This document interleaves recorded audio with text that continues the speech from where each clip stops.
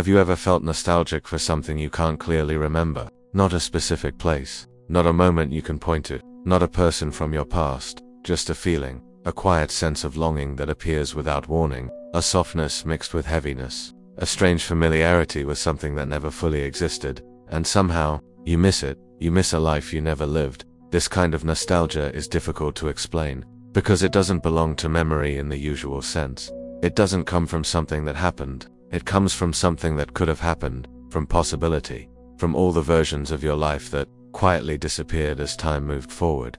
It's not regret, and it's not dissatisfaction, that it's something more subtle than that. As human beings, we don't just live one life internally, we carry many. Even as we walk one path, our minds remain aware of the others we didn't take. The decisions that shaped us also quietly erased alternative versions of who we could have been. Most of the time, we don't notice this. We're too busy moving forward, too focused on surviving, adapting, managing, becoming functional. But sometimes, when life slows down, this awareness surfaces. And it feels like nostalgia. As children, we live inside endless futures. We imagine freely. We don't see life as a narrow corridor. We see it as an open field. We imagine ourselves becoming many things, living many lives, being many versions. Identity is fluid. Nothing feels final. There is time for mistakes, time for change, time for reinvention. But as time passes, something changes. Life doesn't close doors dramatically. It closes them quietly. Through routine, through responsibility, through expectations, we slowly internalize. Through moments where safety feels more important than curiosity, where stability feels wiser than exploration, where fear sounds practical. None of these choices are wrong, but together, they shape a specific life. And specificity always comes with loss. One day, without realizing when it happened, you stop imagining endless futures. You start living inside one. And that's when this quiet nostalgia begins to appear. Not because your life is bad, not because you failed, but because choosing one life means letting go of many others, and letting go, even when necessary, leaves an echo. This nostalgia doesn't announce itself loudly. It shows up in stillness. Late at night, when there is nothing left to perform. During long walks, when your thoughts drift, while listening to music that seems to open something inside you. Moments when your mind is no longer occupied with urgency, when the noise fades, the imagination returns, and it doesn't only look backward, it looks sideways. You imagine yourself in another city, with another rhythm, another pace of life. You imagine a version of yourself who took a risk earlier, or stayed softer longer, or walked away when it mattered. You imagine different relationships, different priorities, different definitions of success. And for a brief moment, that imagined life feels close enough to ache. This is where confusion begins. Because you don't actually want to abandon your life. You don't want to erase what you've built.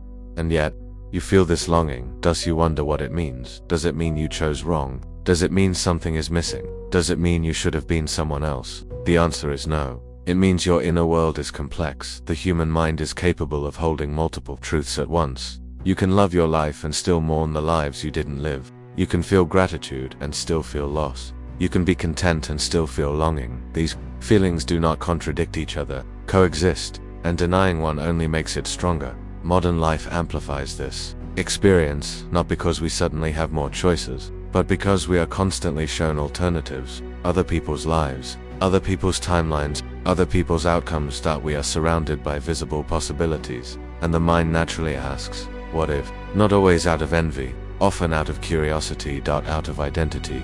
Sometimes this nostalgia has nothing to do with a different life at all. Sometimes it's about a different way of being, a slower version of yourself, a less guarded version, a version that wasn't always measuring progress. You don't miss a role or a destination. You miss how you felt, when life wasn't so defined, when you weren't constantly evaluating yourself. This feeling often becomes stronger during periods of transition, when something old no longer fits, but something new hasn't formed yet. In these in-between moments, identity loosens, and when identity loosens, the mind searches everywhere for orientation, including in lives that were never lived. Here is what is rarely said. This nostalgia is not meant to pull you backward. It is not asking you to start over. It is asking you to listen, because nostalgia often points to parts of yourself that are still waiting to be expressed, not erased, not forgotten. Postponed. Curiosity that became quiet, creativity that was set aside, softness that hardened to survive. The longing is not for another life, It is for more of you. Within this one, when this feeling appears, don't rush to label it as sadness. Ask a different question. What part of me is asking to be included now? Not what did I lose, but what did I leave behind in order to become who I am today? Growth is not always about addition. Sometimes it is about reintegration. There is no perfect timeline, no single correct version of you. Life is not a clean story with a single arc. It is a series of revisions, adjustments, reorientations, quiet shifts. Every version of you that never lived still mattered. They shaped your imagination, your sensitivity, your depth. They didn't disappear, they became awareness. So when you feel nostalgic for a life you never lived, don't fight it, sit with it, let it speak, not as regret, but as information. That it is evidence that you are still alive internally, still reflective, still capable of imagining. You don't feel this longing because you failed to live fully. You feel it because you understand something important, that becoming someone always involves letting go of someone else, and even necessary endings leave traces. The balance is this: to honor the lives you didn't live without, abandoning the one you're in. To acknowledge the longing without turning it into sadness. To let the feeling guide you inward, not backward. Many people carry this quiet nostalgia. They simply never name it, and unnamed feelings quietly control us, but once named, they soften. They become something you can sit beside, instead of something that pulls you apart. Nothing is missing. Nothing was wasted. Your life is not incomplete. It is still unfolding, and you are still allowed to shape it even now. That nostalgia you feel is not calling you to escape. It is inviting you to live more consciously, more honestly, more present, right where you are. If this feeling resonates with you, know this: you are not behind, you are not late, you are not broken. You are simply aware of how complex becoming a human really is, and that awareness, even when it feels heavy, is a form of depth. Sometimes the life you never lived isn't asking you to go back, it's asking you to bring more of yourself forward, and that may be the quietest, truest meaning of all.